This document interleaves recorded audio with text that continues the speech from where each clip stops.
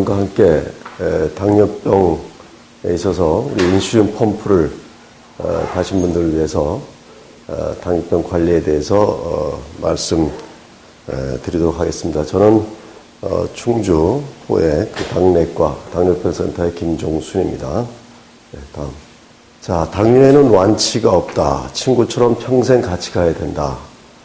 이런 얘기를 우리가 많이 들었을 겁니다. 자, 그리고 약으로 혈당 조절이 잘 된다. 맞습니까? 틀립니까? 약으로 혈당 조절이 잘 되지만 언제부턴가는 잘 안 되고 인슐린 치료를 받아야 된다. 이제 그런 부분에서 제가 이제 반은 맞고 반은 틀린 얘기다. 이렇게 볼 수가 있습니다. 인슐린 펌프 치료는 말게 하는 것이다. 보통 다른 의사 선생님이 이제 그런 얘기를 하는 걸 들으셨을 거예요. 거기에도 반은 맞고 반은 틀린 얘기다. 이렇게 얘기할 수가 있고, 합병증이 일단 오면은 좋아질 수 없다. 의과대학 교과서에 이렇게 되어 있기 때문에 모든 선생님들이 그렇게 얘기할 겁니다. 근데 인슐린 펌프를 치료하신 분들 중에서 일부 호전되는 걸 우리가 많이 관찰할 수 있어서 이것도 다시 한번 생각해 볼 필요가 있습니다. 다음.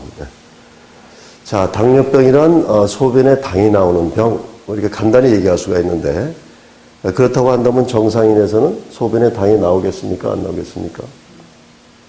안 나옵니다. 안 나와요.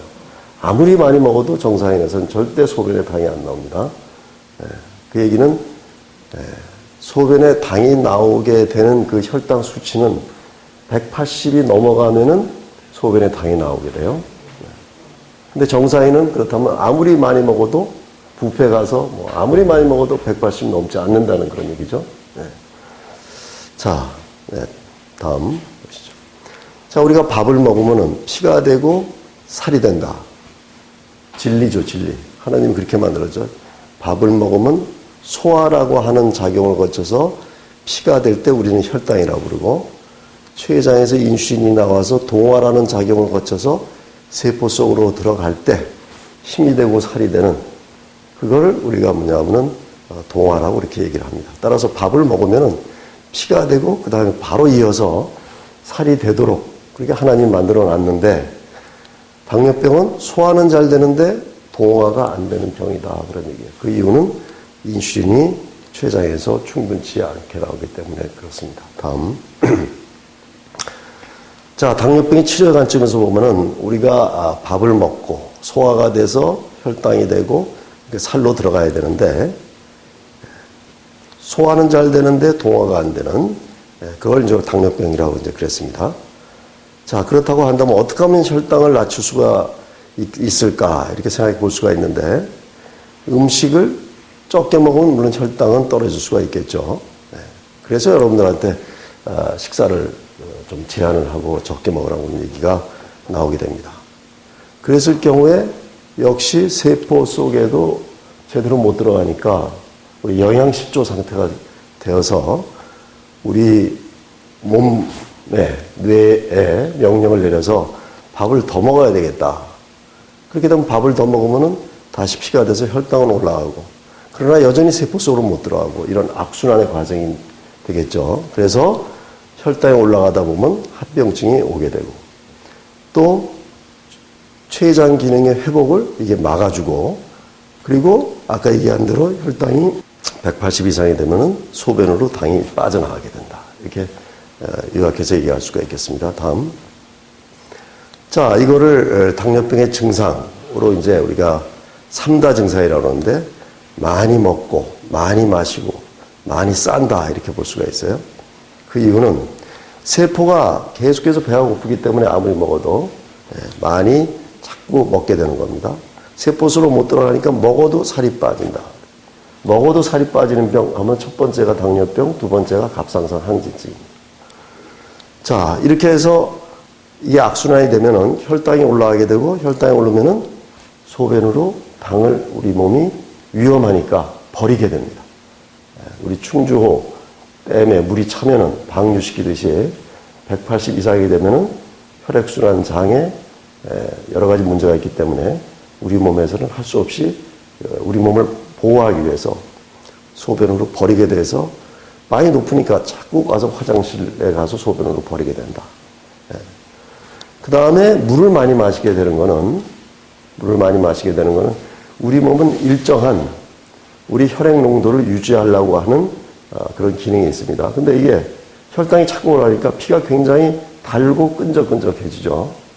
따라서 이걸 어떻게든지 달고 끈적끈적하지 않도록 하기 위해서 우리는 물을 많이 먹게 되는 겁니다. 따라서 당뇨병 환자에서 물이 많이 먹힌다. 그럼 많이 먹어야 되겠습니까? 안 먹어야 되겠습니까? 네? 많이 먹어야 됩니다. 많이 먹으면은 혈당이 잠시나마 떨어지게 돼요. 그러나 근본적으로 혈당 조절은 안 되지만 혈당이 올라가는 걸 잠시나마 막을 수 있기 때문에 우리는 자꾸 물을 먹으라고 하는 겁니다. 다음. 당뇨병의 원인은 과거에는 유전적인 요인이 한 70%고 환경적인 요인이 한 30%다 이렇게 생각을 했는데 지금은 그 반대로 생각이 됩니다. 우리 민족이 한반도에 와서 반만 년 동안 당뇨병은 1%라고 추정이 됩니다. 100명에 1명. 이건 유전적인 요인이 컸던 거죠. 그러나 지금 현재는 1960년도까지 1%였다가 지난 50년간 10배가 늘어서 지금은 10%를 넘어섰습니다.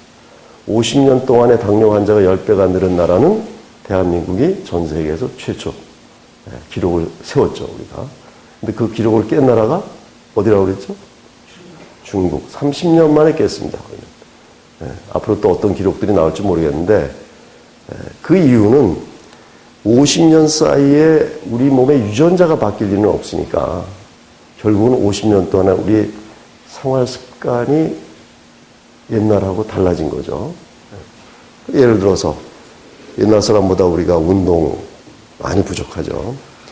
잘 먹고 살도 쪘고 또 물론 오래 살고 또 한 가지 중요한 거는 스트레스를 많이 받게 돼요.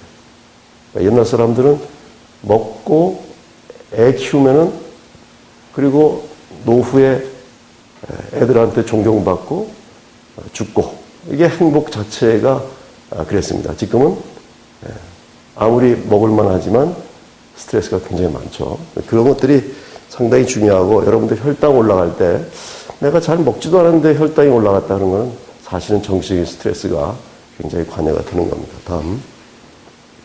당뇨병은 1형 당뇨병과 2형 당뇨병이 있다 하는 얘기는 잘 들으셨을 거고 여기 계신 분들은 다 2형 당뇨병입니다. 주로 2형 당뇨병은 나이 들어서 오게 되고 비교적 뚱뚱하고 인슐린이 분비가 되긴 되는데 세포 속으로 집어넣을 만큼 충분치가 못하게 되고 따라서 처음에 약으로 치료하고 나중에 안 되면 인슐린 치료를 한다. 이렇게 의과대학 교과서에 이렇게 되어 있습니다. 1형 당뇨병은 애들, 젊은이들한테 주로 발생하고 대부분 뚱뚱하지가 않고 그리고 인슐린이 거의 생산이 되지 않고 따라서 처음부터 반드시 인슐린 치료를 해야만 되는 것을 우리가 1형 당뇨병이다 이렇게 얘기를 합니다. 자, 그런데 제 가운데 1.5형이라고 그랬어요.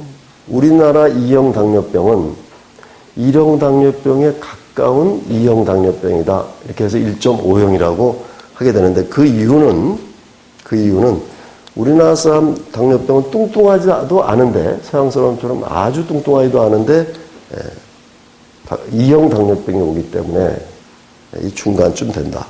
또 한 가지 인슐린 분비 능력이 서양 사람보다 확실히 떨어집니다. 정상인에서도 떨어져요. 그렇기 때문에 굉장히 취약합니다. 인슐린 췌장 기능이 금방 망가지게 되고 이런 현상이 오기 때문에 이 중간쯤 되는 1.5형이다. 따라서 약물 치료하다가 오래되면서 그 다음에 인슐린 치료로 쉽게 서양 사람들보다 넘어가게 되는 경우가 많다. 그래서 이제 1.5형이라고 하는 게 좋겠다고 많은 우리 학자들이 그렇게 생각하고 있습니다. 네, 다음. 자, 당뇨병은 공복 혈당이 126 이상, 19시간이 200 이상, 당화혈수가 6.5 이상을 우리가 당뇨병이라고 그러고 정상인에서는 100 미만, 140 미만, 6 미만 이게 이제 정상이라고 볼 수가 있습니다. 그 중간 단계가 비어있죠. 그 중간 단계. 요거를 우리가 전당뇨병이라고 해서 쉽게 얘기하면 당뇨 후보자. 그러니까 정상에서 조심 안 하면 전당뇨병 갔다가 그 다음에 또 계속 조심 안 하면 당뇨병으로 넘어가고, 당뇨병인 사람이 잘 치료받으면 전당뇨병 상태가 됐다가 더 노력하면 당뇨병으로 정상으로 좋아지게 되고, 이런 과정을 거치게 됩니다. 다음. 자, 그 중에서 이제 우리가 혈당 측정을 하루에 7번까지 이제 하게 되는데, 적극적으로 관리하려면 혈당이라고 하는 거는 뭘 먹었느냐, 언제 재느냐, 스트레스가 있는지 없는지, 이거에 따라서 변화무쌍하게 변화를 하게 됩니다. 따라서 그걸 가지고 치료 기준으로 잡기는 여러 가지 한계가 있어요. 그래서 우리가 구하는 게 당화혈색소라는 겁니다. 당화혈색소라는 거는 우리가 적혈구 안에 빨간 혈색소가 들어가 있는데, 헤모글로빈이죠. 피 속에 당이 많게 되면은, 피 속에 있는 당이 이 혈색소에 달라붙으면은 요런 모양이 됩니다. 혈색소에 당분이 달라붙은 그거를 우리가 당화혈색소라고 부르고, 이 검사는 3개월에 한 번씩 검사하게 되는데, 3개월에 한 번씩 검사하는 이유는 적혈구의 평균 수명이 석 달을 살기 때문에 3개월에 한 번씩 하게 되고, 이 당화혈색소 값은 지난 석 달 동안의 혈당치의 모든 합산값, 수학적으로 얘기하면 적분치가 되는 거고, 또 평균치도 우리가 알 수가 있어요. 그래서 당화혈색소가 정상이거나 떨어진다는 것은 좋아진다는 얘기고, 혈당이 그때그때 변화무쌍하더라도 당화혈색소가 올라가게 되면은, 지난 석 달 동안에 당 조절이 안 됐다, 우리가 이렇게 판정을 하는 겁니다. 다음. 그래서 당화혈색소는 모든 공복혈당과 모든 식후 혈당의 합이라고 말씀을 드렸는데, 따라서 당화혈색소가 1%가 감소하게 되면은 합병증은 3분의 1씩 줄어들고 사망률은 5분의 1씩 줄어들게 됩니다. 다음. 여기서 보시면 당화혈색소가 6에서 7, 8, 9, 10 이렇게 하나씩 올라갈 때마다 3배, 5배의 합병증과 사망률이 증가하게 되고, 그 반대로 하나씩 떨어질 때마다 그러한 정도로 감소가 되기 때문에, 여기 계신 분들은 대개 약물 치료를 할 때 우리가 7에서 8 정도 유지가 되면은 그 정도면 비교적 조절이 양호하다, 이런 얘기를 의사 선생님들한테 들었을 겁니다. 인슐린 펌프는 가장 적극적인 치료이기 때문에 최소한 7 이하, 6점대를 유지하시기를 바랍니다. 네, 다음. 자, 그래서 혈당 조절 목표는 당화혈색소를 최소한 7 이하, 가급적이면 6.5 이하, 정상적으로 유지를 하게 되고, 공복혈당은 90에서 125, 식후 2시간 혈당은 90에서 150. 여기에서 중요한 거는 7 이하, 125 이하, 150 이하, 이 수치를 잘 기억해 두시기 바랍니다. 다음. 당뇨병을 관리하지 않으면 혈당이 400, 500 이렇게 올라가게 되면 혼 상태에 빠집니다. 피가 아주 찐덕찐덕하고 진하니까 혈액순환이 될 수가 없어서 혼 상태에 빠지게 되고, 그 다음에 혈당치가 70 이하가 되면은 뇌세포가 서서히 오래되면은 사망을 하기 시작합니다. 그 이유는 뇌세포는 뭐만 먹고 산다고 그랬죠? 당만 먹고 산다고 그랬어요. 다른 세포, 심장, 근육, 그 외에 기타, 우리 몸은 당이 떨어지면은 본인이 가지고 있는 단백질, 지방, 이걸 깎아가지고 당으로 만들어서 하는데, 뇌세포는 그럴 능력이 없습니다. 오로지 혈당치만 의존하기 때문에 70 이하로 떨어지게 되면은 그런 시간이 10분, 20분이 경과하게 되면 뇌세포가 사망하게 되는, 뇌세포가 사망하게 되는 걸 우리 뭐라고 그러죠? 뇌사라고 그러고, 간단히 얘기하면 식물 인간이 되는 거죠. 딴 세포들은 아직 살아있어요. 그래서 저혈당은 굉장히 긴급한 조치를 빨리 취해야 됩니다. 자, 그렇고, 이거는 우리가 혈당치가 많이 이제 높거나 낮으면 우리가 즉각적으로 나오는 건데, 혈당치가 많이 높거나 낮아도 본인은 별로 그렇게 불편한 게 없죠. 물 많이 먹고 화장실 자주 가고 그런 거 정도밖에 불편한 거 없기 때문에 우리가 당 조절하는데 그렇게 신경을 안 쓰게 됩니다. 그런 상태로 3년 내지 5년이 지나게 되면은 모든 혈관이 그 끈적끈적한 피에 의해서 혈관이 좁아져서 나중에 막히게 되고 동맥경화증이죠. 모든 신경에 당이 달라붙어서 신경에 염증이 생기게 됩니다. 다음. 자, 우선 저혈당 증상을 보면은 저혈당은 뇌세포가 굉장히 배고프다. 내가 지금 응급 상황이다. 70 이하로 떨어졌을 때 그렇게 해서 혈당치를 좀 올려야 되겠다 하고 우리 몸에 교감신경을 자극해서 스트레스 호르몬을 쫙 분비시키는 그 현상이라고 볼 수가 있습니다. 뇌세포가 느끼는 공복감이 때문에 엄청나게 공복감을 느끼고 그 다음에 교감신경을 자극해서 스트레스 상황을 만들기 때문에 흥분하고 불안하고 떨리고 식은땀이 나고 가슴 뛰고 이런 현상들이 이제 오게 되는 겁니다. 이런 증상이 한두 개라도 나온다고 한다면 여러분들은 즉각적으로 사탕, 초콜릿 주머니에 넣고 다니는 그걸 즉각적으로 먹고 그 주변에 콜라, 주스 같은 당이 많이 들어있는 음료, 평소에는 뭐 그거를 삼가셔야 되는데 만약에 그 주변에 그런 음료가 있다고 한다면 음료를 마시고 사탕, 초콜릿 먹는 게 바람직하다고 볼 수가 있습니다. 자, 그런 증상, 그런 것들을 갖다가 마시고 먹고 하게 되면 증상은 대개 30초 내에 이제 사라지게 되고 그러면 뭐 저혈당이 틀림없는 겁니다. 근데 그런데 그렇게 두세 번 해더라도 그 증상이 가라앉지 않는다. 그렇다고 한다면 다른 원인일 가능성이 있기 때문에 바로 혈당 측정을 해보고 그 다음에 혈당은 뭐 괜찮은 것 같은데 그런 증상이 있으면 그럼 바로 병원에 가서 다른 원인을 찾아봐야 됩니다. 다음. 자, 아까 얘기한 대로 모든 혈관이 좁아진다고 해서 뇌혈관이 좁아지는 것을 우리는 뇌졸중 중풍이라고 그러고 눈의 혈관이 망막의 혈관이 좁아지는 것을 당뇨병성 망막증, 콩팥에 있는 혈관이 좁아지는 것을 처음에는 미세 단백뇨가 나오다가 그 다음에 거대 단백뇨가 나오고 그 다음에 콩팥 기능이 떨어지기 시작해서 나중에 투석을 하게 되는 그런 단계로 이제 가게 되고요. 그 다음에 심장에 있는 혈관이 좁아지게 되면 여러분 잘 알지 협심증, 심근경색증, 심장마비 이렇게 진행이 되고 다리에 가는 혈관이 망가지게 되면 다리가 헐고 그 다음에 썩고 염증이 생기면서 나중에 뭐 심하면 절단을 하게 되고 그 다음에 모든 신경이 이제 망가지게 되는데 그 중에 제일 대표적인 게 다리에 가는 신경이 제일 길기 때문에 가장 많이 호소하는 게 발이 저리다는 겁니다.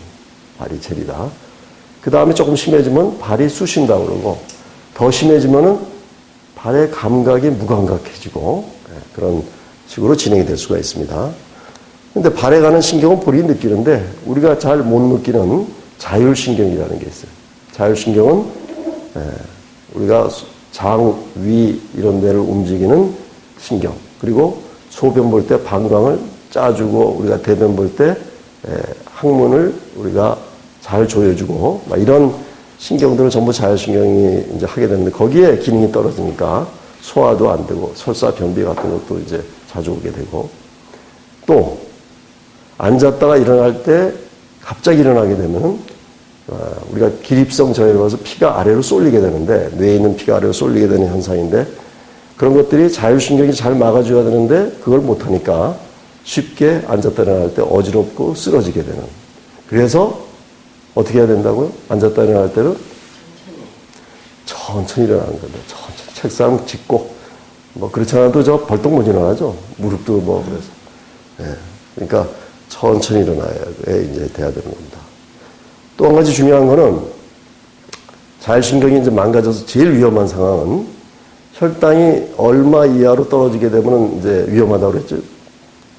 보통 70 이하가 되면 이제 저혈당으로 위험하게 되는데 물론 당뇨를 오래 앓게 되고 뭐 300 뭐 이런 상태로 계속 지속이 되신 분들은 100 미만으로 떨어져도 그런 증상을 느끼게 되는데 그거는 이제 적응을 하게 정상 혈당에 차차차차 적응하게 되면 일반적으로는 70 이하에서 저혈당이 이제 오게 되는데 50, 40 이렇게 떨어지더라도 아까 얘기한 그런 멀쩡한 사람들이 있어요. 그런 경우는 어떻게 되겠습니까? 좋겠습니까? 나쁘겠습니까? 굉장히 위험한 거죠. 굉장히. 그런 것들이 역시 자율신경이 망가져서 그렇다. 다음. 자, 이제 당뇨 관리에 본격적인 식사, 운동, 약물, 주사, 이거에 대해서 말씀드리겠습니다.